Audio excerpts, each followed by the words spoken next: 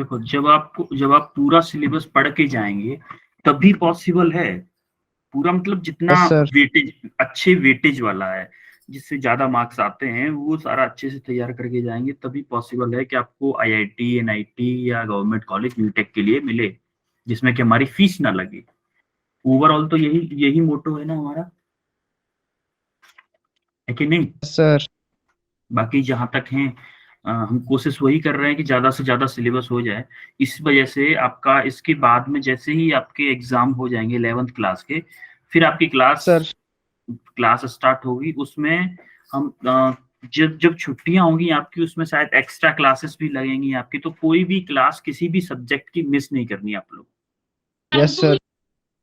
सारी classes join करनी है, सारी क्लासेस के नोट्स आपको मिल ही जाते हैं। अपने पर्सनल नोट्स भी बनाइए। शॉर्ट हम आपको शॉर्ट नोट भी देंगे, लेकिन अभी नहीं देंगे। अभी आप अच्छे से बाकी सारी चीजों को पढ़ो, तब आपको शॉर्ट नोट देंगे। Yes sir. तो काफी सारे एग्जाम के लिए आप प्रिपरेशन अभी कर रहे हैं, जो आपके एग्जाम आने वाले हैं, या फिर 3rd मार्च से है ना आपके एग्जाम? Yes sir. 3rd मार्च वाले एग्जाम्स के लिए अच्छे से पढ़ाई करो। और जितना आप अवंती फैलो, जैसे फिर फ्रिक्शन तक चैप्टर पढ़ चुके हो, जैसे आप पढ़ चुके हो फिजिकल वर्ड, और फिजिकल वर्ड के बाद में कौन सा चैप्टर हुआ था? Unit and dimension. Unit and dimension के बाद में वेक्टर, वेक्टर के बाद में M1D, उसके बाद M2D, अब है फ्रिक्शन, वो फ्रिक्शन। तो आपके 6 चैप्टर हो गए। 6 यस चैप्टर्स सर। को आप एग्जाम में जब पढ़ के जाओगे, तो अप टू एग्जाम लेवल के लिए आप अगर न्यूमेरिकल पॉइंट ऑफ व्यू से देखोगे तो न्यूमेरिकल आप कर पाओगे। क्योंकि आप इसके बाद में जब बोर्ड वाले क्वेश्चंस प्रैक्टिस करोगे ना, आप कभी जो जब प्रिपरेशन करोगे तो बोर्ड के क्वेश्चंस बुकलेट में से प्रैक्टिस करोगे, तो आपको जनरली क्वेश्चन हो जाएंगे आपसे। तो उन एग्जाम्स के लिए आप बोर्ड लेवल पे भी थोड़ा थ्योरी पढ़ के जाएंगे, क्योंकि बोर्ड में थ्योरी को लिखना होता है। और कंपटीशन में क्या होता है कि थ्योरी नहीं लिखना होता, उसमें सिर्फ थ्योरी समझना होता है और टिक करना होता है, जैसे ऑप्शन कौन सा करेक्ट है, कौन सा इनकरेक्ट है, ये सारी चीजें। हम सर। उस चीज पे, हमें अभी जो आप जो प्रिपरेशन करोगे वो कंपटीशन के लिए नहीं करोगे। अभी आप सिर्फ और सिर्फ जो 11th के एग्जाम है उसके लिए करोगे, उसके बाद हम फिर से कंपटीशन वाली प्रिपरेशन पे आ जाएंगे। क्लियर है ना? Yes sir. Yes sir. तो अभी जैसे 15 लोग हुए हैं, थोड़ा सा और वेट करते हैं। और किसी का कोई डाउट हो अगर ये क्लासेस से रिलेटेड या किसी से भी रिलेटेड, तो पूछ सकते हैं।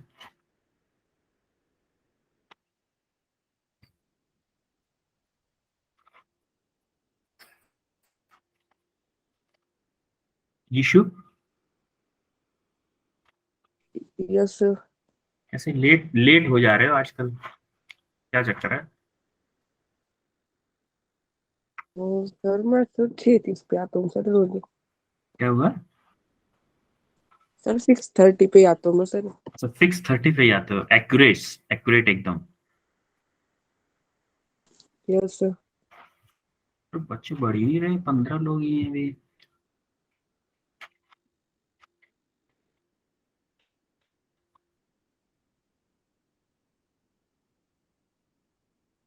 करण भी चले गए ना, करण।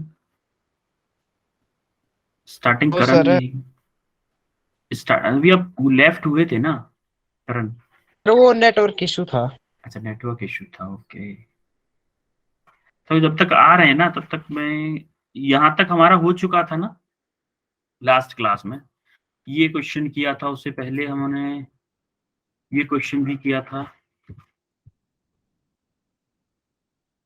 ये क्वेश्चन किया था, उसके बाद में एक क्वेश्चन और दिया था शायद मैंने आपको होमवर्क में। ये क्वेश्चन करके बताओ जरा, ये क्वेश्चन करो।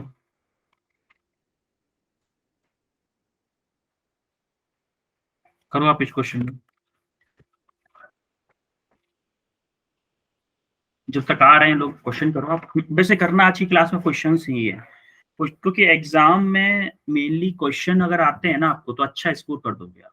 क्योंकि देखो, आप थ्योरी अगर 10 मार्क्स की अगर थ्योरी आई है, उसमें कितना भी अच्छा लिखोगे 10 आउट ऑफ 10 आपको नहीं मिल पाएंगे, क्योंकि परफेक्ट आप कभी लिख ही नहीं पाओगे।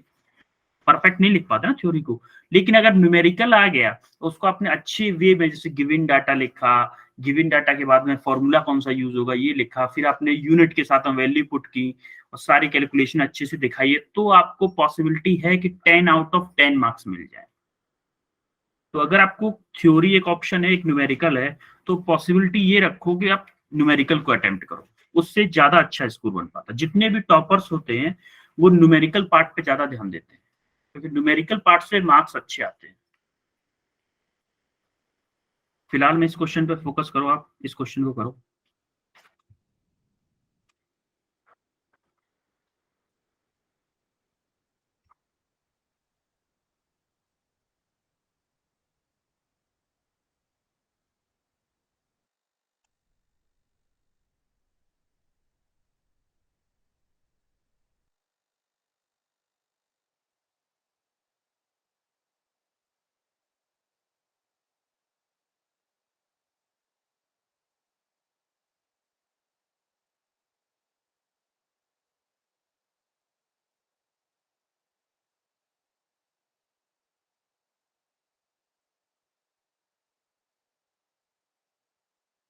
अपना हैंड रेज रखें, आंसर ने बताया, आंसर मैं पूछूंगा, पहले हैंड रेज करें ओनली, जिसका आंसर आ गया है वो हैंड रेज करें।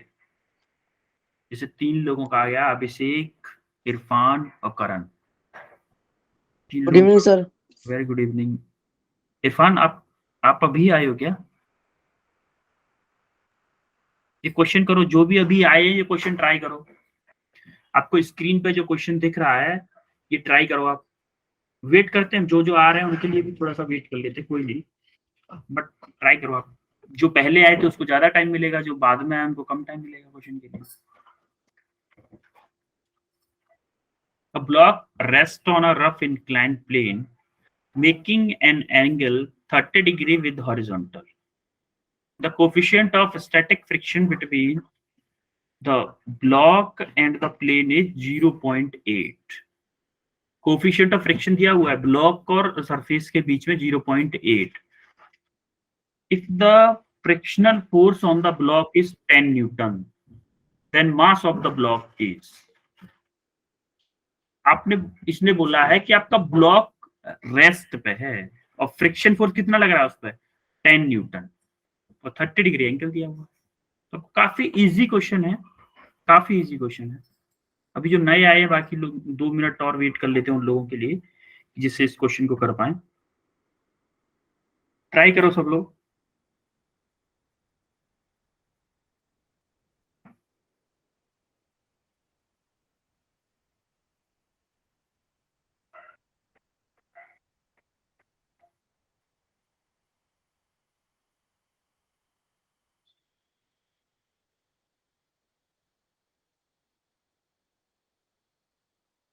ऋतिक, आप बताओगे इसका आंसर? Yes sir. क्या आंसर है? सर ए आया 2 kg। Okay, Irfan? Sir option first sir. Abhishek? Sir first option है 2.0। Sahil? Sir 2.0। Karan? 2.0 sir. Okay, सबका ज्यादातर 2.0 ही है। आई थिंक यही सही होना चाहिए, पता नहीं। अच्छा ये बताओ, इस पे इसका वेट कहाँ पे लगेगा, वेट कहाँ लगेगा बताओ जरा। अच्छा अब आज अगर जो भी क्वेश्चन करेंगे ना आप मुझे बताओगे, मैं नहीं बताऊंगा, आप मुझे बताओगे कैसे कैसे। और जब आप गलती करोगे तब मैं बताऊंगा। वेट किधर लगेगा इसका, वर्टिकली डाउनवर्ड लगेगा कि नहीं? नहीं बोलोगे आप, मुझे पता। ठीक है सर। अगर इसका वेट में मास m मानूं तो क्या वेट इसका mg होगा? Yes sir. ये Yes, sir. इसका जो वर्टिकल कंपोनेंट होगा एक अलोंग द प्लेन और एक होगा अलोंग द प्लेन, तो ये वाला एंगल क्या होगा, ये वाला क्या होगा, ये एंगल सर ठीक था सर। क्या होगा? सर कौन सा एंगल है? ये वाला, ये जो आपको दिख रहा है ना, ये वाला एंगल, इस वाले एंगल की बात कर रहा हूँ। क्या होगा ये एंगल? 45। 45 नहीं होगा बेटा, 30। मैंने आपको बताया था, जैसे देखो, अगर ये कोई प्लेन है, मैंने आपको पहले भी बताया था, जैसे ये कोई प्लेन है और जैसे मैं यहाँ से इस वाली लाइन को लूं, तो यहाँ से मैं अगर इस ट्रायंगल को कंसीडर करूं, इस ट्रायंगल को यहाँ से लेके यहाँ सर mg cos थीटा। नहीं बेटा, एंगल की बात कर रहा हूं मैं। तो अगर मैं इस ट्रायंगल को कंसीडर कर लूं, मान लो ए बी और सी, इस ट्रायंगल को कंसीडर कर लूं, मान लो ये है ए आपका, ये है बी और ये है सी। तो आप बताओ मुझे, मुझे अगर ये एंगल निकालना है, तो अगर ये एंगल मेरा 90 है और ये एंगल 30 है, तो ये एंगल क्या होगा सर थीटा। सर बेटा? ये थीटा नहीं 90 होगा है, ये सर। 30 है, 180 डिग्री होता है ना टोटल, टोटल सम एंगल्स का 180। मान लो इसको मैंने अल्फा मान लिया, तो क्या होगा अल्फा प्लस 30 प्लस 90 होगा 180, तो अल्फा इक्वल टू कितना आ जाएगा 60 डिग्री। तो ये अल्फा कितना आएगा आपका 60 डिग्री। ये एंगल आपका, ये वाला एंगल, ये वाला एंगल अगर 60 डिग्री है, तो देखो, और ये लाइन इस पे वर्टिकल है, वर्टिकल है कि नहीं इस पे? अरे ये इस हॉरिजॉन्टल पे वर्टिकल है, तो क्या ये वाला एंगल, अब मैं इस एंगल की बात करूं, इस वाले की, 180 माइनस 60। 180 माइनस के 60, ये आपका 60 आया है, तो ये कितना होगा 180 माइनस के 60 मतलब 120। Yes sir. हाँ? ये एंगल आपका 120 है, ये एंगल, ये इससे इससे। अब देखो, जब आपकी एक चीज, या तो आप इससे देख लो, या फिर एक एक तरह से और भी देख सकते हो, ये लाइन अगर इस, ये जो पैरेलल है, क्या ये लाइन और ये लाइन पैरेलल है? इसको छोड़ो, चलो 180 120 को छोड़ो, क्या ये लाइन और ये लाइन पैरेलल है? देखो मैं अलग अलग कलर से बनाता हूं, क्या ये रेड लाइन, ये जो रेड लाइन बनाई है और ये वाली रेड लाइन दोनों पैरेलल हैं? Yes sir. ये दोनों यस आपकी सर। आपकी पैरेलल हैं। और देखो सेम लाइन अगर इससे 30 डिग्री 60 डिग्री का एंगल बना रही, तो ये भी एंगल आपका 60 डिग्री, 60 डिग्री। ये भी आपका 60 डिग्री होगा। और ये वर्टिकल के और इसके बीच में अगर 90 डिग्री है, आपका ये एंगल आपका 90 डिग्री है, ये वाला, ये पूरा एंगल कितना है 90 डिग्री। तो आपका ये वाला एंगल कितना हो जाएगा, ये वाला एंगल 60 माइनस के 90 क्या 30 डिग्री हो जाएगा बेटा। ये वाला, ये छोटा बात कर रहा हूँ, यहां से यहां तक एंगल आपका 90 डिग्री है और ये रेड वाला आपका 60 डिग्री आ गया, तो क्या ये 30 डिग्री हो जाएगा? होगा कि नहीं? Yes sir.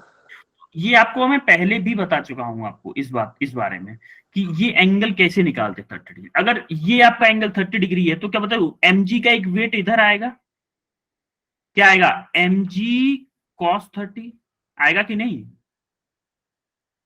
अरे यस आएगा। सर। देखो इस झमेले को थोड़ा हटा देता हूँ, कम कर देता हूँ,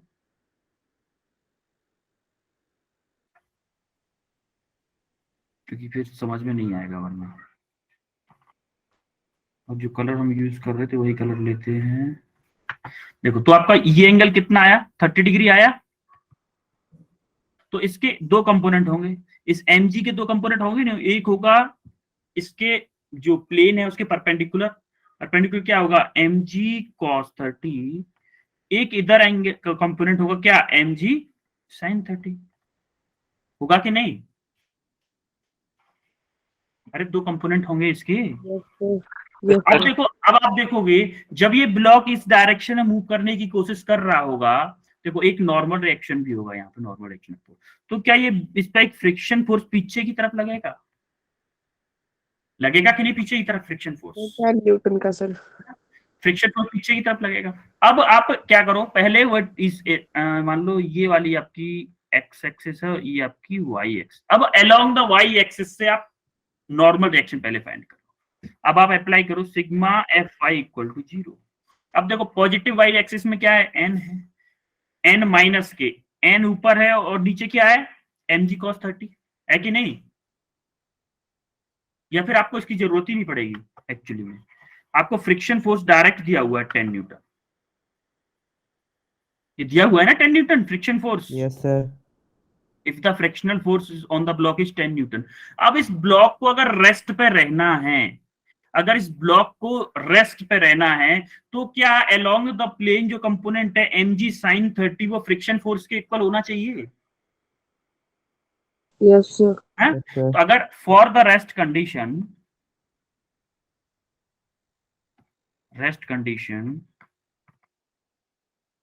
क्या सिग्मा या फिर ये बोलूँ कि sigma F along the X direction equal to 0 होना चाहिए total force.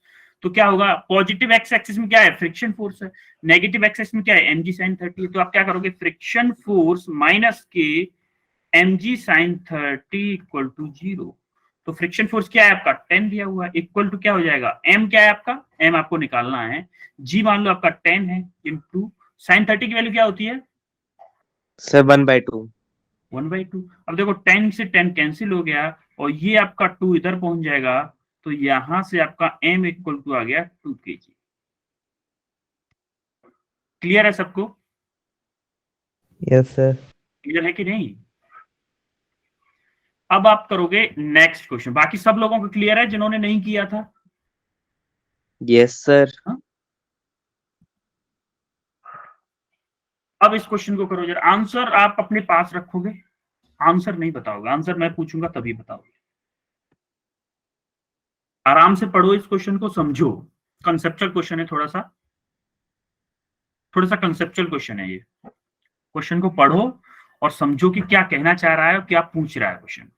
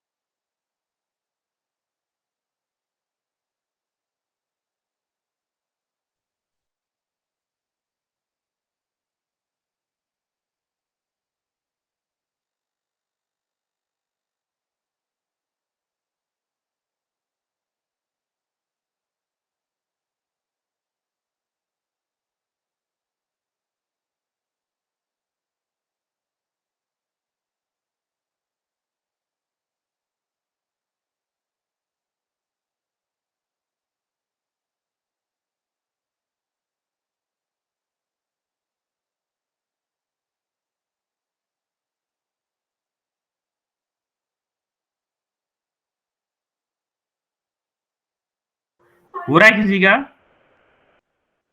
Yes sir. Yes sir. Yes, sir.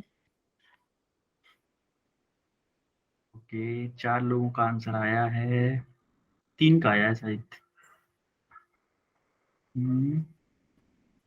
Nishu, करण, साहिल, हेमा चौहान और ऋतिक। अच्छा हेमा आप बताओ, हेमा चौहान।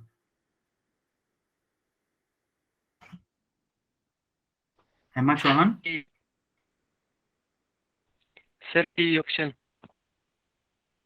सी option, in backward Sir, D है, direction D। On both front and, अच्छा डी है, in forward direction on front and rear wheels. Okay, आपकी वॉइस भी थोड़ा ब्रेक हो रही है, इसलिए आप एक्सप्लेन आपसे नहीं कर पाएंगे क्योंकि आपकी वॉइस क्लियर आएगी नहीं। अच्छा निशु, निशु आप बताओगे। सर पहला। First option, in backward direction on front wheel and forward direction on rear wheel. Okay, ये ऑप्शन है आपके अकाउंट। क्वेश्चन आपने ढंग से पढ़ा, क्वेश्चन में क्या कह रहा है, when a bicycle in motion after pedalling is stop, pedalling stop कर दी है, इतना याद रखिएगा, आपने क्या किया है, उसकी पैडलिंग स्टॉप कर दी है, तब की कंडीशन है ये, the force of friction exerted by the ground on two wheels, उसके बाद में दोनों व्हील्स पे फोर्स क्या लगेगा, ये कंडीशन है। और पैडलिंग ऑफ कर दी, इतना याद रखिएगा, पैडलिंग सी नहीं कर होगा रहा सर, है। सी होगा सर। अच्छा, यीशु का आंसर सी आ रहा है और हेमा का आंसर डी था और निशु का आंसर ए है। करण गेमर, सर ए ऑप्शन है। A option. Sahil, sir C. सी, मतलब यीशु और साहिल सी ऑप्शन पे हैं। और Irfan Khan, Irfan, sir C, in backward direction on both. Okay, अच्छा ये पहले तो आप साहिल आपका क्या था? Sir C. अच्छा साहिल आप बताओ कैसे है सी?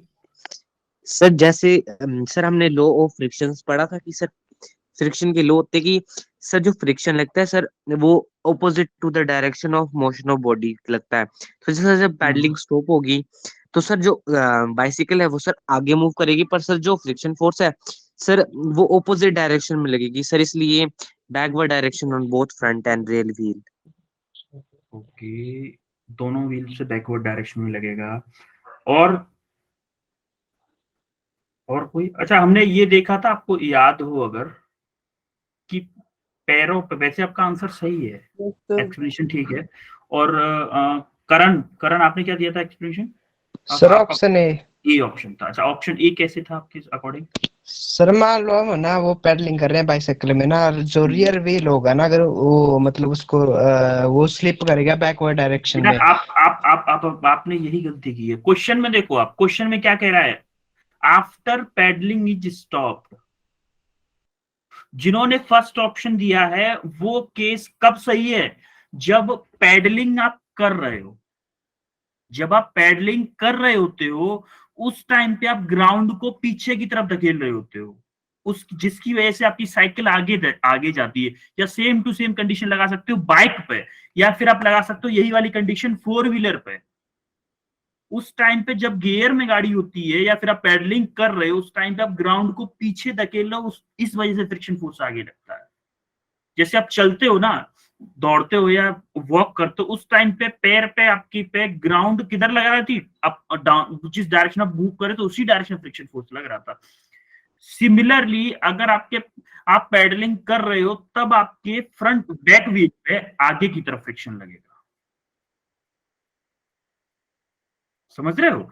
आपका ऑप्शन ए कब सही होता? जब आप पैडलिंग कर रहे हो, जैसा कि आपने करण बोला, लेकिन आपने क्वेश्चन पे शायद ध्यान नहीं दिया कि after pedalling is stop, pedalling stop कर दी गई है तब दोनों व्हील्स पे, जैसे फ्रंट व्हील पे क्या होता है, फ्रंट व्हील आपका फ्रीली चल रहा होता है, फ्रंट व्हील आपका आगे की तरफ बढ़ रहा होता है, वो ग्राउंड पे कोई फ्रिक्शन, अपोजिट ग्राउंड को पीछे की तरफ नहीं धकेल रहा होता। आपने कभी भी देखा होगा बाइक के क्या आगे वाले पहिया मिट्टी के पीछे पीछे फेंकता है कभी? जब आप धूल में चल रहे हो, आपने मान लो आगे वाले पहिए की ब्रेक मार ली तो पीछे वाला पहिया जरूर फेंक देगा, लेकिन अगर आपने पीछे वाले पहिए की ब्रेक मारी है फिर आप एक्सेलरेट कर रहे हो तो आगे वाला पहिया कभी भी धूल पीछे नहीं फेंकेगा, क्योंकि आगे वाले पहिए में गियर नहीं होता। गियर नहीं होता तो ग्राउंड को वो पीछे नहीं धकेलता। According to rolling friction, motion के अपोजिट फ्रिक्शन फोर्स लगता है, वो ओनली फ्रंट व्हील पे काम करता था। जब आप पेडलिंग कर रहे हो तो ओनली फ्रंट व्हील पे बैकवर्ड डायरेक्शन में होगा और बैक वाले व्हील पे फ्रंट डायरेक्शन में होगा, आगे की डायरेक्शन में होगा, जिस डायरेक्शन में आपकी साइकिल मूव कर रही है। कब? जब आप पेडलिंग कर रहे हो। लेकिन जैसे ही आपने पेडलिंग स्टॉप कर दी तो आपके दोनों व्हील कैसे मूव करेंगे? जैसे आपका फ्रंट व्हील कर रहा था। तो दोनों व्हील पर जिन्होंने ऑप्शन सी दिया है, in backward direction on both front and rear wheels, C option आपका करेक्ट है। समझ में आ रहा है कि नहीं आ रहा है? Yes sir. जैसे ही साइकिल मूव कर रहा था तो आपने पैडलिंग स्टॉप कर दी। आपको ये जरूर ध्यान रखना चाहिए था। ये स्टेटमेंट जिनसे इस स्टेटमेंट मिस कर दिया है उन्होंने आंसर दे दिया ऑप्शन ए, और जिन्होंने ये कंसीडर कर लिया उन्होंने दे दिया ऑप्शन सी। लेकिन जिनको ओनली थोड़ा सा और कंसेप्ट की कमी थी कि उन्होंने सोचा कि हमेशा जो role of friction in walking था, जिन्होंने पीछे वाले पहिए के लिए तो बैक में था, लेकिन उन्होंने सोचा पीछे वाले पे बैक में लग रहा है तो शायद आगे वाले में बैक में लगेगा, तो उन्होंने क्या किया, दोनों में फ्रंट में, पीछे वाले में जब पैडलिंग करते हैं तो पीछे वाले व्हील में क्या होता है, आगे की तरफ फ्रिक्शन फोर्स लगता है। तो सेम टू सेम उन्होंने आगे वाले पहिए के लिए भी रख लिया, आगे वाले फ्रंट व्हील के लिए भी रख लिया, जो कि सही नहीं है। जिस व्हील में गियर होता है, जैसे आपकी 4x4 व्हील ड्राइव आती है, four wheeler 4x4, yes sir. 4x4 मतलब चारों पहिए, जैसे जीप होती है, जीप के चारों पहियों में गियर होता है, तो उसके चारों पहियों में जब वो जीप ट्रेवल कर रही है गियर लगा हुआ है, फ्री बात नहीं कर रहा हूं, गियर लगा हुआ है, उस टाइम पे वो जीप पे फ्रिक्शन फोर्स किधर लगेगा? चारों पहियों पे आगे की तरफ लगेगा। अगर वो गियर फ्री है, गियर अगर फ्री है, आराम से किसी ऊंची ढलान से ढलक मतलब लुढ़कते हुए जा रही है आगे की तरफ और गियर सब फ्री है, तो चारों पहियों पर पीछे की तरफ फ्रिक्शन फोर्स लगेगा। समझ रहे हो? ये बहुत थोड़ा सा ट्रिकी कंसेप्ट था, इसी वजह से मैंने क्वेश्चन डाला था कि काफी लोग मिस्टेक करेंगे, और अगर ये मिस्टेक आपने की, जिन जिन लोगों ने मिस्टेक की है, जिन्होंने सही किया वो ठीक है, लेकिन आज मिस्टेक कर ली, लेकिन आज के बाद आप मिस्टेक नहीं करोगे इस टाइप के क्वेश्चन में, ये मेरी गारंटी है। समझ रहे हो कि नहीं? अगर व्हील पे Yes, sir. किसी केस में अगर आपका पैडल चला रहा होता, अगर ये वाला सेंटेंस अगर इसमें नहीं होता तो आपका ऑप्शन ए करेक्ट था, लेकिन अगर ये है तो ये ऑप्शन गलत हो जाएगा, तब आपका ये ऑप्शन सही होगा, सी ऑप्शन। क्लियर है कि नहीं? Yes sir. कंफ्यूजन किसी को? इसका ऑप्शन सी करेक्ट होगा। Experience, force experience in backward direction, दोनों फोर्स पर बैकवर्ड डायरेक्शन फोर्स लगा। अब इस क्वेश्चन को करो, इसके लिए भी मैं आपको 5 मिनट देता हूं। चलो 5 तो नहीं, 5 ज्यादा हो जाएगी, 3 मिनट ही है। चलो ये तो ज्यादा टफ क्वेश्चन नहीं है, 3 मिनट है इसके लिए। अभी थोड़ा सा सॉल्यूशन की हेल्प से कराऊंगा क्वेश्चन को, क्योंकि टाइम कम बचेगा नहीं, फिर सारे क्वेश्चन हो नहीं पाएंगे। एक्सप्लेनेशन पूरी देनी है हमें, मेनली तो हमारा काम यही है ना कि एक्सप्लेनेशन पूरी दें, बस वो सारा हो जाएगा हमारा काम, टेंशन नहीं लेने का।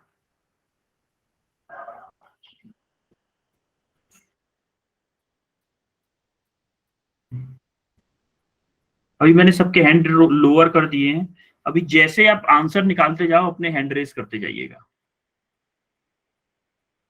मैं वेट करता हूँ तब तक।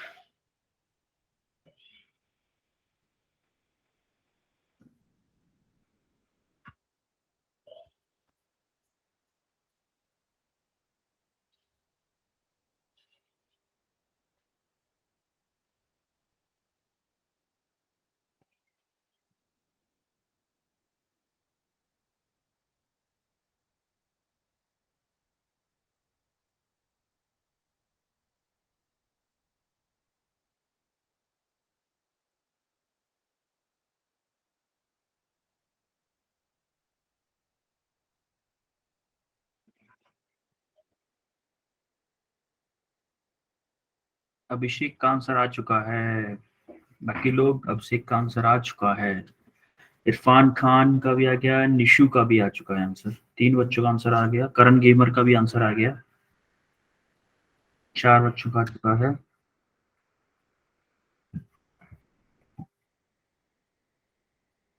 ऋतिक का भी आंसर आ चुका है।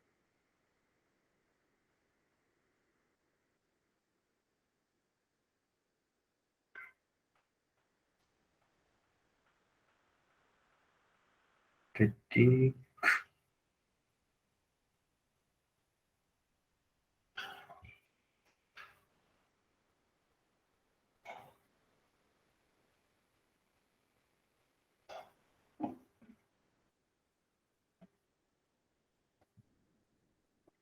ऋतिक आप बताओगे क्या आंसर आया आपका? Option D. Option D. Karan? Sir option D. Irfan Khan? Sir C. C आ रहा है इरफान खान का। Abhishek? Sir D 1/√3। Okay, Sahil Sharma? Sir 1/√3। Nikhil? 1/√3। Okay, I think ज्यादातर लोगों का 1/√3 ही आ रहा है। देखो क्वेश्चन क्या है, पहले क्वेश्चन को पढ़ते हैं smoothly. In the figure shown, if the block does not slide down on the plane, यानी कि ब्लॉक स्लाइड नहीं करना है, फिक्स रहना है, आपका ब्लॉक को स्लाइड नहीं करना है, तो मतलब ब्लॉक जिस कंडीशन में है वहीं पे रहेगा, रेस्ट में रहेगा। When a force of 10 Newton is applied perpendicular to the plane, ये जो 10 न्यूटन अप्लाई कर रहा है इस प्लेन के परपेंडिकुलर अप्लाई हो रहा है। Find the coefficient of static friction between plane and the block। अच्छा ये बताओ, ये इसके परपेंडिकुलर अप्लाई हो रहा है, क्या इसका वेट वर्टिकली डाउनवर्ड लगेगा? Yes sir. Yes sir. Weight इसका वर्टिकली डाउनवर्ड लगेगा और इसके परपेंडिकुलर के अलोंग एक लाइन और आएगी और ये इसके पैरेलल टू द सरफेस। तो ये वाला एंगल क्या होगा, ये वाला एंगल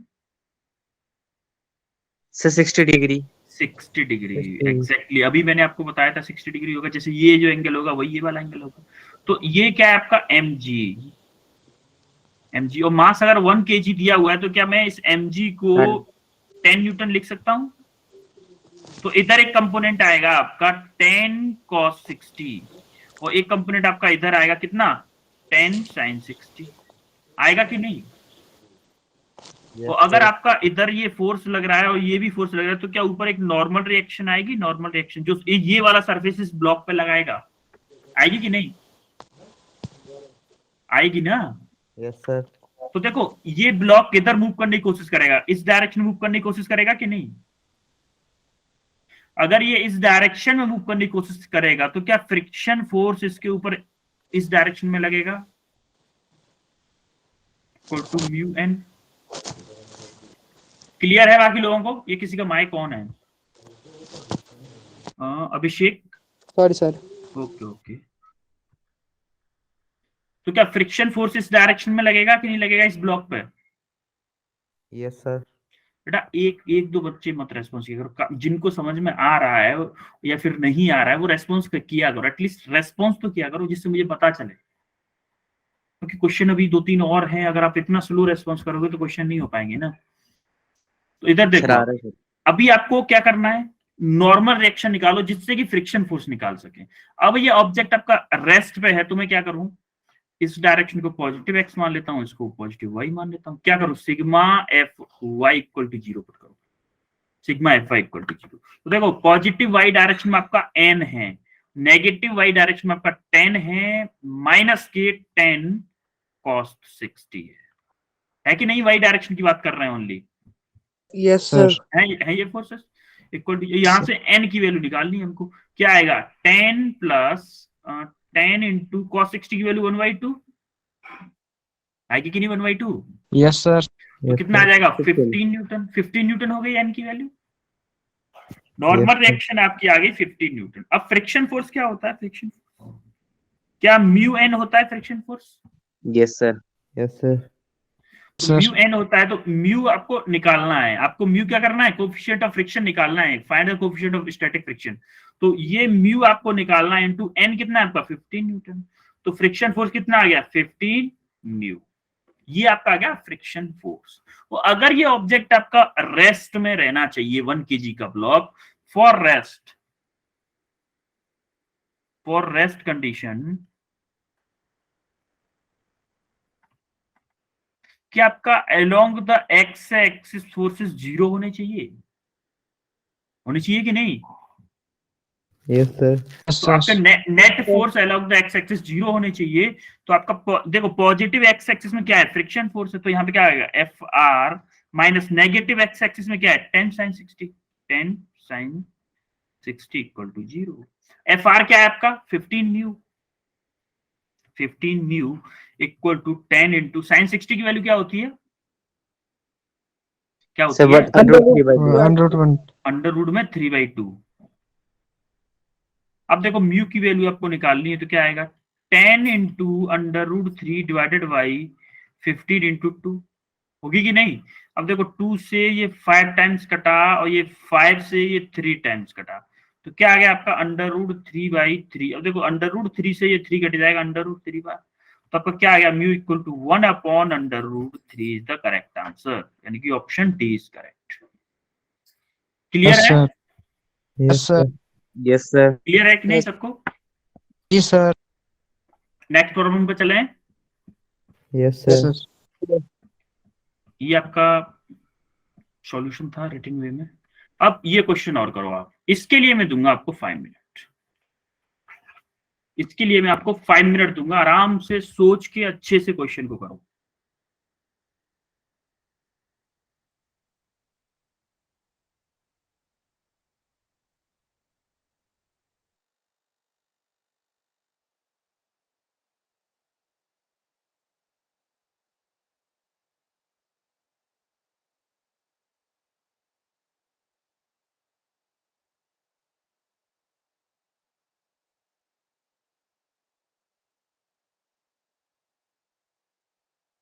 ये मैंने आपको हिंट दी है।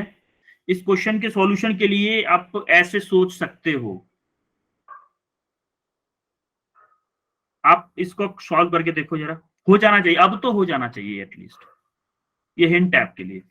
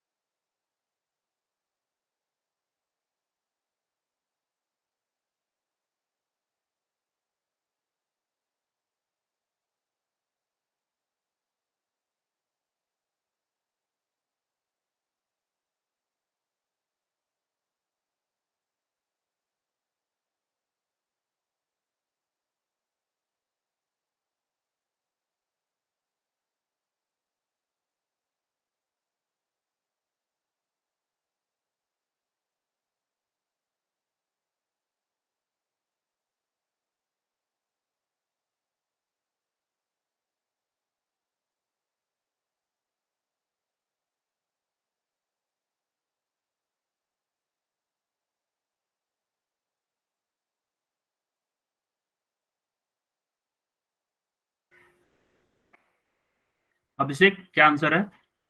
सर 20। 20। 20 क्या मतलब? हमें तो ये पूछे है ना, then maximum fraction of length of the chain that can hang on edge of the table. Maximum percentage या मैक्सिमम फ्रैक्शन। Yes sir. कैसे निकाला आपने? कैसे निकाला आपने 20?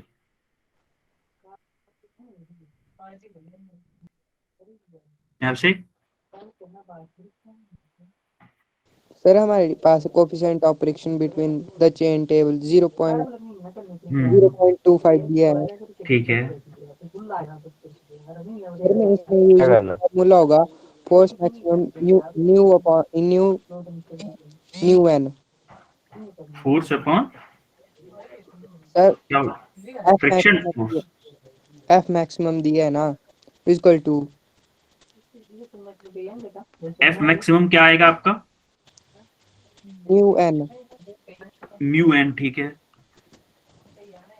लेट एक्स लेंथ दी है सर इसकी, chain on table L minus x. कहाँ दी हुई है ये? एक्चुअली में आपने ना क्या किया है, अब अभिषेक मैं बताऊं, आपने आई थिंक सर्च किया है गूगल पे। नहीं सर पूरा लिखा है कि कैसे क्या निकला। अच्छा, अभी आप व्हाट्सएप कर सकते हो मुझे कैसे किया है आपने? Yes sir. करो, व्हाट्सएप करो। Okay sir. आदित्य, आपने किया? देखो यार, आप लोग अगर चीटिंग करके आंसर देते हो, देखो मेरा कुछ नहीं जाएगा, ओवरऑल मैं बताऊं मेरा कुछ नहीं जाएगा। एग्जाम आपको देना है, result IIT NIT government college से बीटेक आपको करना है, तो एटलीस्ट अपने लिए आप ऑनेस्ट रहो, अपने लिए ऑनेस्ट रहोगे तो ज्यादा अच्छा रहेगा। चीटिंग करके क्या फायदा मिलेगा? यहाँ पे आप थोड़ा सा नाम बटोर लोगे कि चलो हाँ अभिषेक ने या किसी आदित्य ने या किसी ने भी आंसर दिया, दैट्स अ ग्रेट गाय, तो क्या हो जाएगा? मेनली किससे है मतलब? रिजल्ट से, और रिजल्ट तभी आएगा तब आप ऑनेस्टी के साथ आंसर दोगे। ऑनेस्टी बहुत जरूरी है। तो आदित्य आपने किया है? आदित्य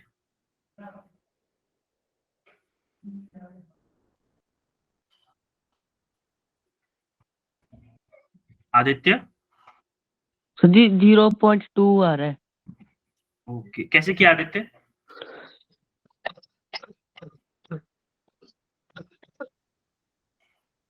आदित्य बताओगे आप कैसे किया है?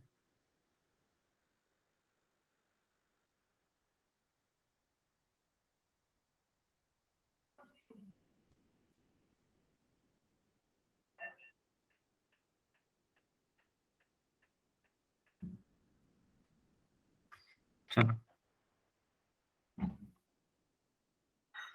देखो, माना हमने पहले मान लिया कि जो टोटल लेंथ है आपकी, जो चेन है, उसने बोला है का heavy chain lies on a horizontal table top, किसी टेबल के ऊपर एक चेन पड़ी हुई है जिसकी टोटल लेंथ मान लो आप L है। If the coefficient of friction between chain and table है 0.25, तब मैक्सिमम फ्रैक्शन ऑफ लेंथ, यानी कि कोएफिशिएंट ऑफ फ्रिक्शन दिया हुआ है टेबल के और टेबल उसके चेन के बीच में, कोएफिशिएंट फ्रिक्शन दिया हुआ है 0.25, यानी कि म्यू दिया है आपको 0.25। अब देखो इसने पूछा है कि कितनी लेंथ हम इसकी नीचे की तरफ डाल सकते हैं जिससे कि चेन आपकी रेस्ट पे रहे। तो हमने क्या माना, पहले हमारी टोटल चेन थी, मान लो ये आपकी चेन है यहां तक, ये चेन की टोटल लेंथ है आपकी कितनी? L। मान लो टोटल लेंथ आपकी इस चेन की L है।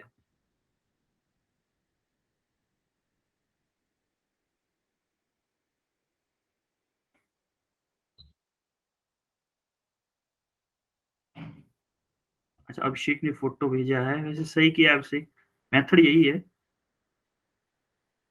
ओके अभिषेक, कोई नहीं। देखो अभिषेक बुरा नहीं मानना, एक थोड़ा सा डाउट था बस, इस वजह से मैंने आपको बोला।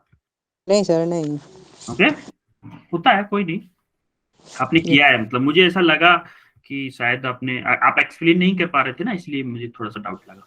तो देखो माना हमने कि टोटल लेंथ आपकी चेन की L थी, तो और उसमें से भी हमने क्या किया, ये माना कि उस चेन का x पार्ट, मान लो x डिस्टेंस हमने नीचे की तरफ लटका रखा है, नीचे की तरफ x अगर लटका रखा है तो यहाँ पे कितना बचेगा?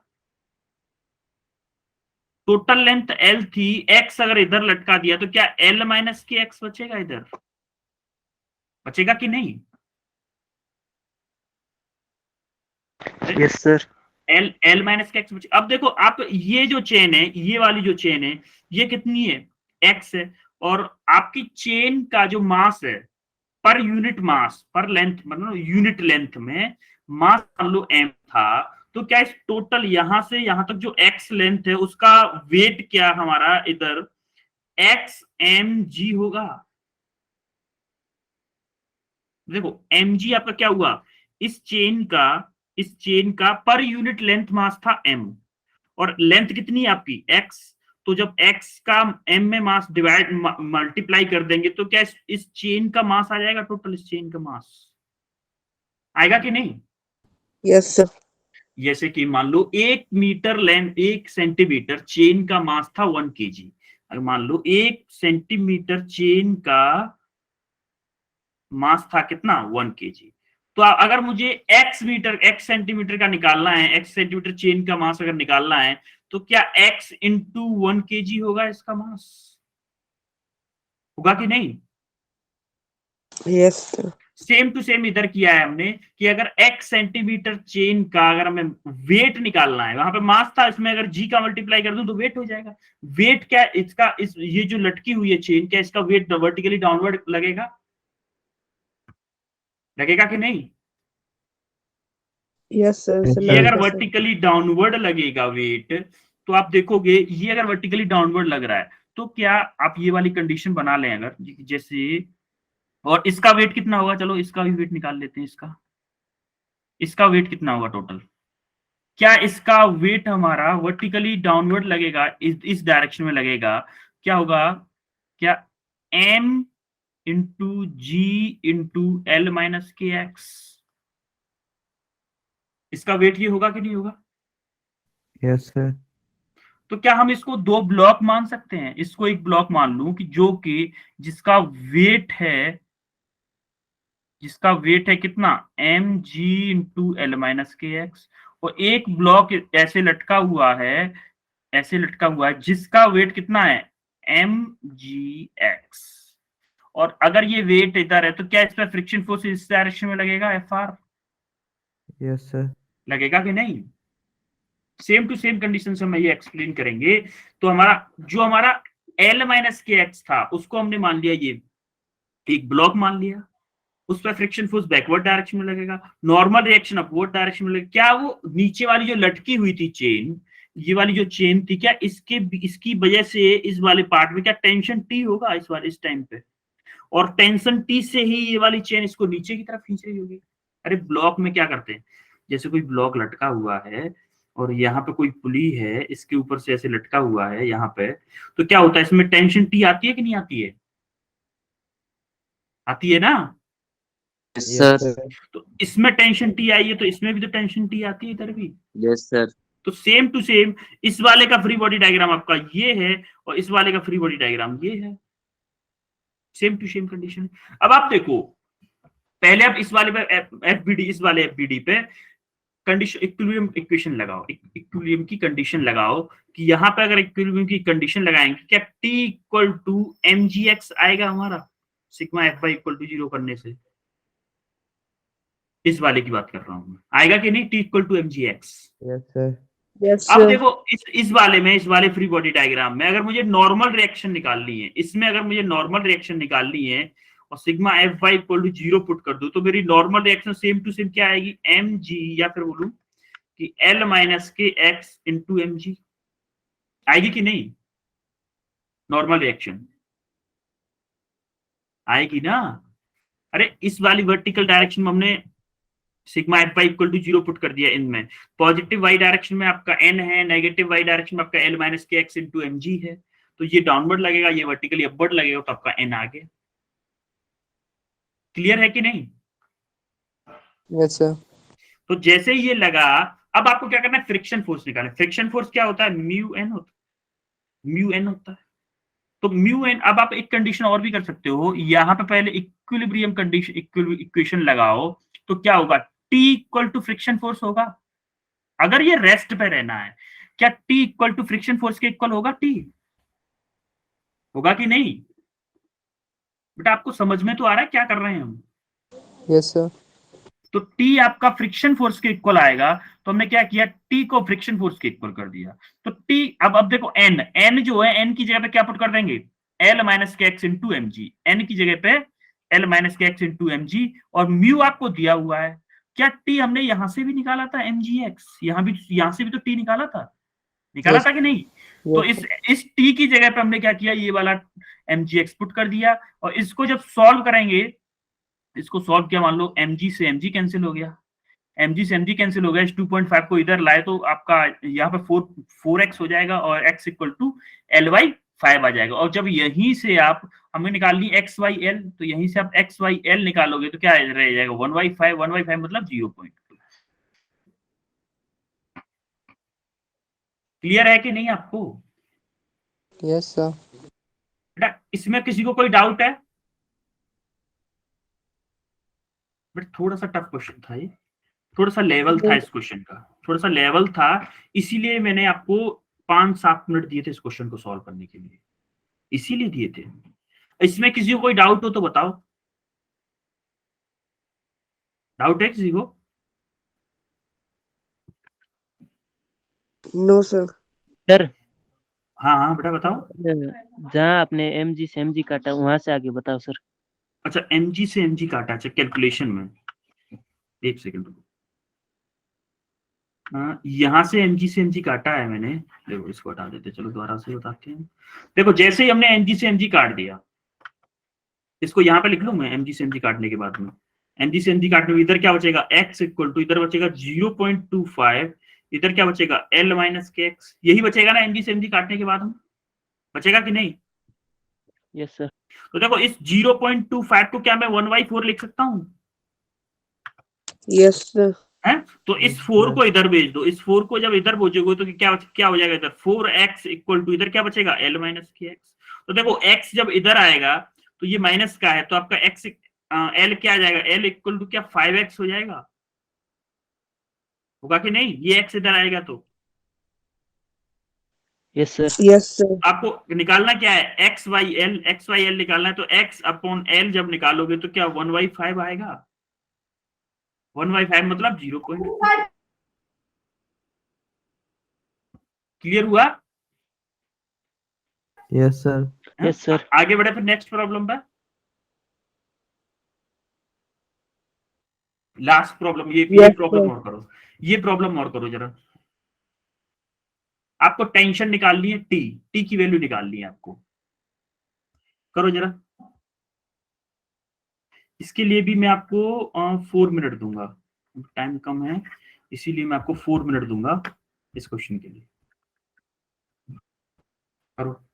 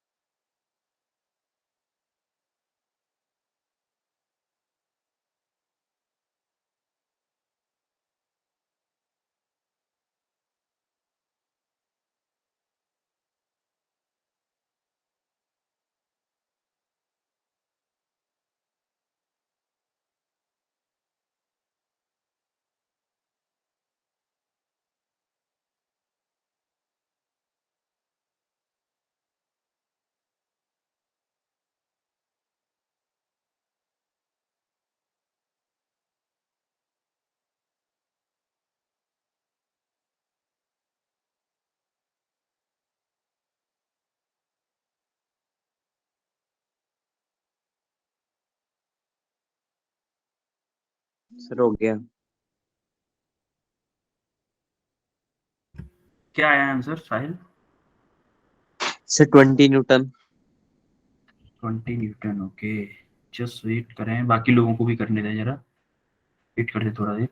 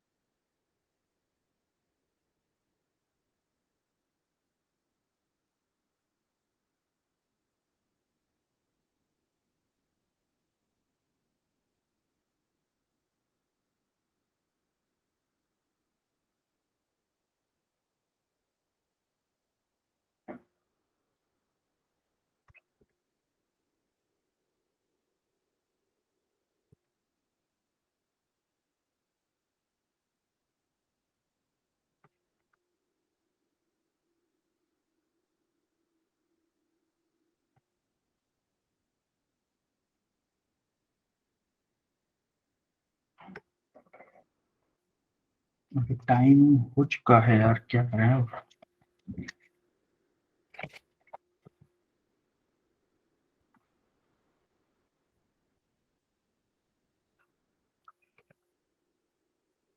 आप ज्यादा टाइम नहीं दे सकते, टाइम हो चुका है एक्चुअली में। तो अभी आप एक बार सॉल्यूशन देखो आइए आप। सर। ओके ओके जी, 20 आया ना आपका? Yes sir. अभी देखते हैं क्या आता है आंसर। देखो, अभी हम क्या करते हैं, इन दोनों को एक सिस्टम मान लेते हैं, इन दोनों को एक ब्लॉक मान लेते हैं। क्या इसको 5 kg का एक ब्लॉक मान लूं, दोनों दोनों को बड़ा? और देखो इस ये अगर डाउनवर्ड लटका हुआ है तो क्या इसका वेट नीचे लगेगा? 5g लगेगा कि नहीं? लगेगा ना। Yes sir. और मान लिया कि इसका एक्सीलरेशन इस डायरेक्शन में है ए, तो क्या इसका टेंशन ऊपर की तरफ लगेगा? टेंशन इसका ऊपर तरफ लगेगा, तो क्या यस सर। इधर भी एक टेंशन लगेगा, सेम टी लगेगा ना। तो हमने यस सर। हमने क्या किया, जो पीछे वाले दो ब्लॉक्स थे उनको एक सिस्टम मान लिया, और जो नीचे वाला ब्लॉक था उसको ये माना। उसका 5g नीचे लगा, T1 ऊपर लगा, और ए मान लो इधर लगा, क्योंकि टी हमने क्या माना है, टी हमने इसको मान लिया है ना, इसको टी मान लिया, इसीलिए हमने इसको क्या माना है, T1 मान लो, इसको T1 मान लिया। अब देखो, जब इधर इस फर्स्ट वाले ब्लॉक पर देखो, पहले फर्स्ट वाले ब्लॉक से अगर हम एक्सीलरेशन निकालना चाहें, एक्सीलरेशन क्या आएगा? एक्सेलरेशन कैसे आएगा? सपोर्टिव फोर्स माइनस के अपोजिट फोर्स। सपोर्टिव फोर्स क्या है इसमें? क्या सपोर्टिव फोर्स इस 5g की वजह से आएगा? अरे 5g की वजह से ही ना सपोर्टिव फोर्स आएगा। इसको आगे की तरफ अगर इसको यस सर। इस ब्लॉक को, इन दोनों ब्लॉक्स को आगे की तरफ खींचा जाएगा, तो क्या 5 kg वाले ब्लॉक के जो फोर्स लग रहा है 5g, उसी की वजह से खींचा जाएगा, खींचा जाएगा यस कि सर। नहीं? तो सिमिलरली हमने क्या किया, सपोर्टिव फोर्स माइनस अपोज क्या करता है, फ्रिक्शन फोर्स ही अपोज कर रहा है कि नहीं? ओनली फ्रिक्शन फोर्स अपोज करता है, यस सर। Friction force. अब यहां से आप अगर नॉर्मल रिएक्शन निकालोगे, इसकी नॉर्मल रिएक्शन क्या निकालोगे? अगर यहां से नॉर्मल रिएक्शन निकालोगे तो क्या n इक्वल टू 5g आ जाएगा नॉर्मल रिएक्शन, 5 नॉर्मल रिएक्शन। और फ्रिक्शन फोर्स कैसे आएगा? फ्रिक्शन फोर्स आपका होगा म्यू n, और म्यू क्या आपका, म्यू एम जी। तो क्या friction force mu M G के इक्वल हो जाएगा? होगा कि नहीं? Yes sir. फ्रिक्शन फोर्स आपका म्यू एम जी के इक्वल हो गया, तो आपने क्या करोगे, यस सर। सपोर्टिव फोर्स था आपका 5g, 5g आपका सपोर्टिव फोर्स था। अपोजिट जो आपका अपोज कर रहा था वो फ्रिक्शन फोर्स कर रहा था, तो ये भी 5g ही होगा एक्चुअली में, ये 5g होगा। तो 5g माइनस के f की वैल्यू आपने पुट कर दी म्यू एम जी, एम मतलब दोनों मासेस को ले रहे हैं m 5 kg, तो mu M G minus divided by 10। आप जब इसको सॉल्व करेंगे तो यहाँ से 5g कॉमन ले लिया तो 1 माइनस के म्यू की आपको वैल्यू दी हुई है, g आपका 10 लिया और ये आपका 10 है, तो इस क्या इस 10 से ये g को काट सकता हूं मैं? Yes, sir. तो यहां से आपका बचेगा 0.6, जैसे यहां से आपका बचेगा 0.6 का 5 के साथ मल्टीप्लाई करूंगा तो एक्सेलरेशन आ गया मेरा 3 मीटर पर सेकंड स्क्वायर, आपका एक्सेलरेशन आ गया। अब आप बनाओ 2 kg वाले का फ्री बॉडी डायग्राम। 2 kg वाले का फ्री बॉडी डायग्राम बनाया आप, जैसे ही आपने फ्री बॉडी डायग्राम बनाया 2 kg वाले का, जो स्पेसिफिक 2 kg वाला था ना इस वाले का, अब हम नहीं मानना सिस्टम क्या है, अब इस वाले का फ्री बॉडी डायग्राम बनाएंगे। इस वाले का फ्री बॉडी डायग्राम बनाया तो ये जो टेंशन पूछी थी वो आपकी टेंशन ये रही, आपका 2g नीचे की तरफ लगेगा, n ऊपर लगेगा, फ्रिक्शन फोर्स इधर लगेगा, तो इसका नॉर्मल रिएक्शन क्या आएगा? क्या 2g के इक्वल होगा नॉर्मल रिएक्शन? अब होगा ना। अब फ्रिक्शन फोर्स क्या होगा? Friction force mu into N, और म्यू इंटू एन, म्यू क्या है आपका 0.4, एन क्या है आपका 2g। बेटा समझ में तो आ रहा है ना, थोड़ा फास्ट हो रहा है क्योंकि टाइम हो गया है। यस सर, सर आ गया सर। हाँ, तो जैसे ही आपने n equal to 0.4 into 2g किया तो आपका टेंशन, आपने सेकंड इक्वेशन सॉरी न्यूटन का सेकंड लॉ अप्लाई किया। सेकंड लॉ क्या होगा? T minus K F R equal to M A, ये आपने किया T minus K F R equal to M A, तो यहां से T इक्वल टू क्या आ गया? F प्लस एम ए, तो आपका F क्या है? आपका म्यू एन, म्यू एन मतलब 0.4 इंटू 2g, और m क्या है आपका 2 kg, a आपका निकाला है आपने 3, तो जैसे आप वैल्यू पुट करोगे तो आपका आ गया 14 न्यूटन, जिसका 20 न्यूटन आया था वो गलत था। क्लियर हुआ है कैसे आया 14 न्यूटन? Yes sir. आपको अभी इसके नोट्स मिल जाएंगे, एंड टाइम ऑलरेडी ज्यादा हो गया है। So best of luck for your exam बेटा एवरीवन, अच्छे से प्रिपेयर करो, और क्लासेस आपकी जो आपका व्हाट्सएप ग्रुप है उससे अपडेट रहें, व्हाट्सएप ग्रुप से अपडेट रहें, व्हाट्सएप ग्रुप को चेक करते रहें, जो भी अपडेट होगा आपको मैसेज में मिल जाएगा। जब से भी क्लासेस स्टार्ट होगी, जैसे भी होगी, जो भी शेड्यूल होगा, सारी चीज आपको व्हाट्सएप ग्रुप में मिल जाएगी। ठीक है sir. Okay then, good night everyone. Good night sir. Good night, sir. Thank you so much.